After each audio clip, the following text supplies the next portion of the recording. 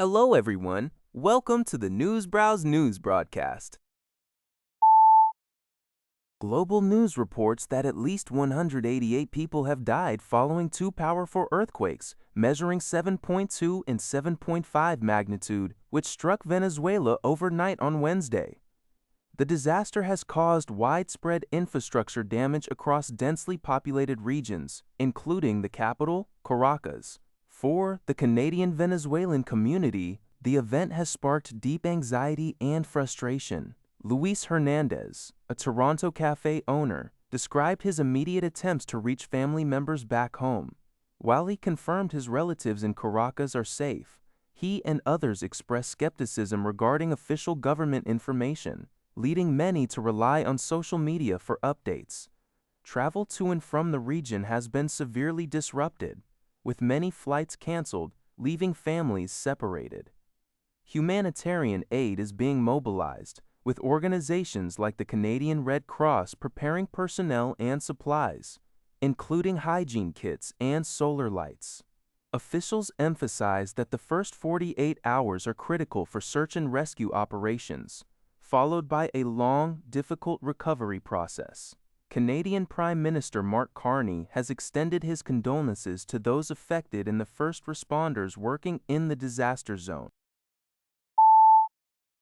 NPR reports that Ukraine has launched one of its largest drone offensives since the start of the conflict 4 years ago. The nighttime operation targeted over a dozen regions within Russia, as well as Russian-occupied Crimea and surrounding waters. According to the Russian Defense Ministry, their air defense systems intercepted 660 incoming drones. This surge in activity follows Ukrainian President Volodymyr Zelensky's announcement of a new 40-day influence operation aimed at pressuring Moscow to end the war. Meanwhile, the conflict continues to claim civilian lives in Ukraine.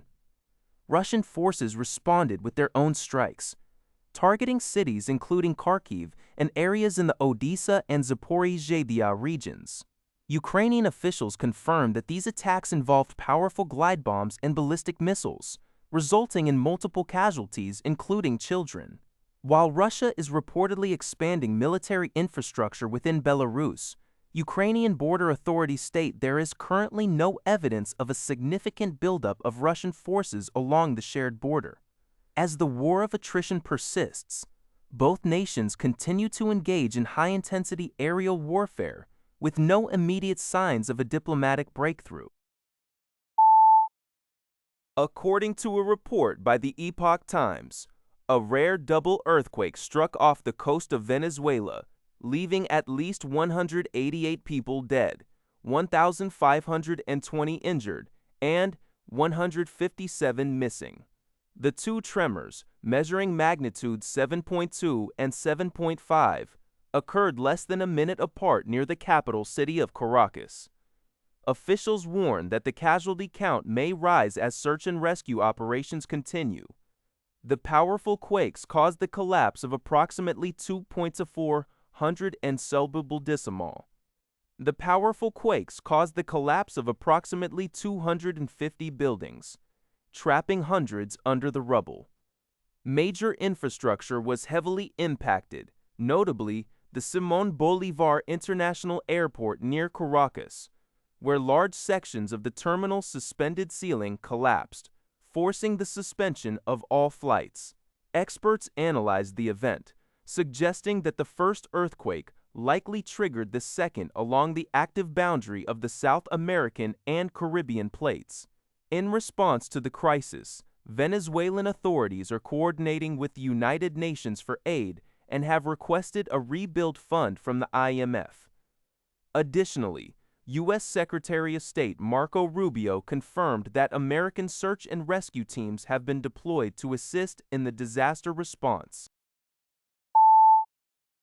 According to reports from NPR, Beijing's tallest building, the CITIC Tower, also known as China Zone, sustained visible damage on Friday following reports of a small airplane crash. Images and videos circulating on social media appeared to show debris from the aircraft near the skyscraper, with photographs revealing what looked to be a hole or broken glass on the side of the 528-meter structure. Heavy police, fire, and ambulance services were reported at the scene in the city's central business district. However, official sources have not yet provided confirmation or an official statement regarding the incident. The authenticity of the circulating imagery could not be independently verified, and reports suggest that related content was quickly removed from the internet. As of now, the situation remains under investigation.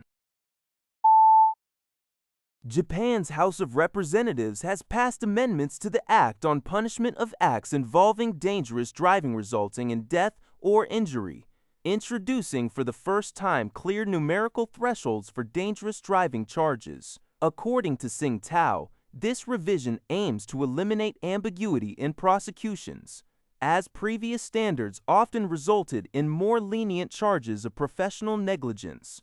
Under the new law, drivers exceeding speed limits by 50 kilometers per hour or more on standard roads or 60 kilometers per hour on high-speed roads face stiffer penalties. The law also establishes a clear threshold for drunk driving at a breath alcohol concentration of 0.5 milligrams per liter or higher. Additionally, dangerous maneuvers such as drifting or wheelies are now explicitly covered. The maximum penalty remains 20 years of imprisonment, which is significantly more severe than the penalties for standard negligence cases. The law, which also includes provisions for lowering speed limits in residential zones, is expected to take effect in July, as reported by Sing Tao. That's all for this video. Thank you for watching. See you in the next video.